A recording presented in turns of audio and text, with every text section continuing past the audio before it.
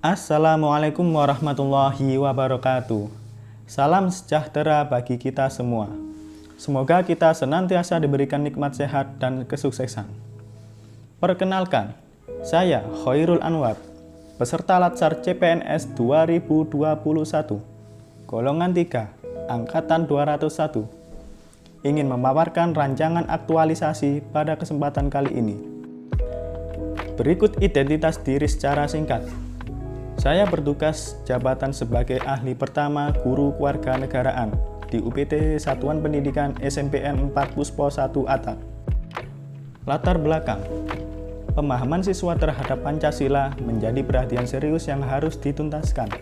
Seperti halnya yang saya temui, yaitu peserta didik kurang hafal sila-sila Pancasila, peserta didik kurang mengenal lambang setiap sila Pancasila, peserta didik kurang memahami pengamalan nilai-nilai Pancasila dalam kehidupan bermasyarakat, serta pandemi virus corona ini membuat turunnya capaian belajar, putus sekolah, hingga gangguan kesehatan mental.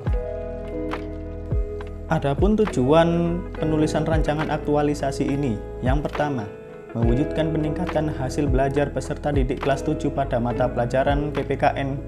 Yang kedua, mewujudkan media pembelajaran yang inovatif dengan papan pintar Pancasila. Yang ketiga, meningkatkan kecintaan peserta didik terhadap bangsa dan negara sendiri. Manfaat penulisan rancangan aktualisasi ini dimulai dari bagi CPNS. Salah satunya adalah mampu menerapkan nilai-nilai dasar ASN, yaitu Aneka.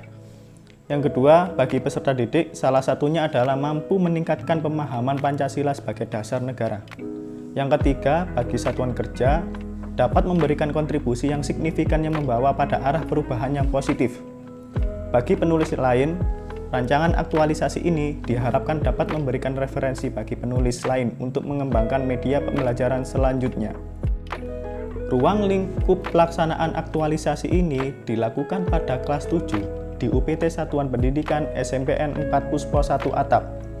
Kemudian, pelaksanaan aktualisasi ini dilakukan pada tanggal 28 Oktober hingga 30 November 2021. Profil sekolah SMPN 4 Puspo 1 Atap beralamatkan di Jalan Raya Janjang Wulung, nomor 30, Desa Janjang Wulung, Kecamatan Puspo, Kabupaten Pasuruan. Identifikasi isu berdasarkan hasil pengalaman belajar dan urun rembuk rekan kerja di unit kerja.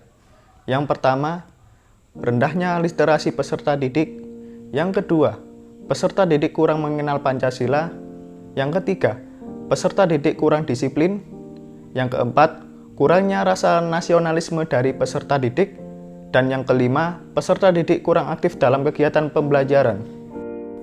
Penulis telah melakukan penyebaran angket sejumlah 10 pertanyaan yang mendasar tentang Pancasila yang diberikan kepada 15 dari 28 peserta didik yang hadir. Setelah itu, dirangkum pada grafik berikut ini. Berdasarkan grafik tersebut, hanya satu peserta didik yang mendapat nilai di atas KBM, sedangkan yang lainnya di bawah KBM. Setelah kelima isu tersebut didapati, kemudian dianalisa menggunakan metode AKPL. 3 skor tertinggi di AKPL akan dianalisa lebih lanjut menggunakan metode USJ. Akhirnya, peserta didik kurang mengenal Pancasila yang terpilih dan ditetapkan sebagai isu yang urgent. Adapun untuk mengetahui penyebab isu menggunakan Fishbone Diagram Analysis. Penyebab isu yang pertama, daerah tertinggal. Yang kedua, ekonomi menengah ke bawah. Yang ketiga, KBM tidak sistematis. Yang keempat, SDM kurang terampil. Yang kelima, minimnya sarana dan prasarana. Yang keenam, tidak ada guru PPKN murni sebelumnya.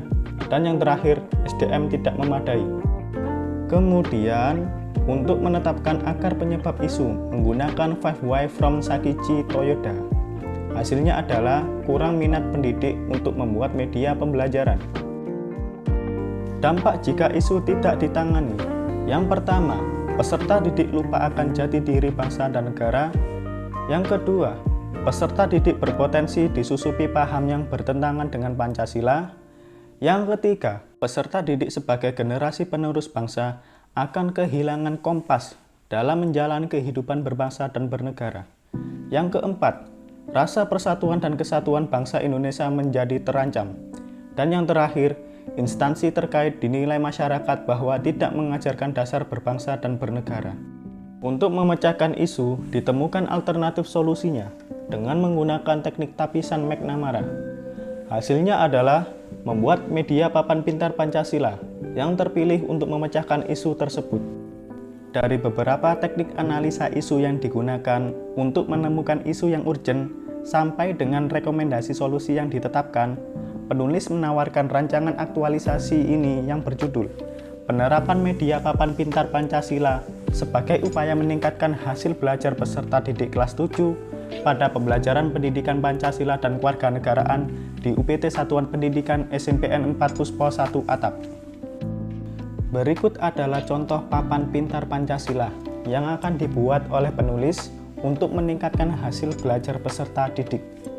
Berikut ini adalah rundown rencana kegiatan aktualisasi yang akan dilakukan oleh penulis untuk memecahkan isu yang telah ditetapkan. Yang pertama, melakukan konsultasi dengan mentor. Kedua, melakukan konsultasi dengan coach. Ketiga, melakukan konsultasi dan izin kepada kepala sekolah. Keempat, menyusun RPP.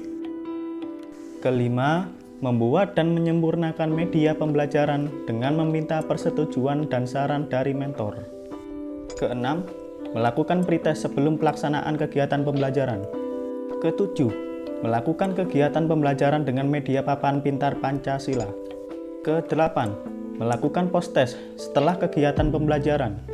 Terakhir, menyusun laporan aktualisasi. Selanjutnya, jadwal rencana kegiatan aktualisasi telah tersusun rapi, dimulai akhir bulan Oktober hingga akhir bulan November tahun 2021.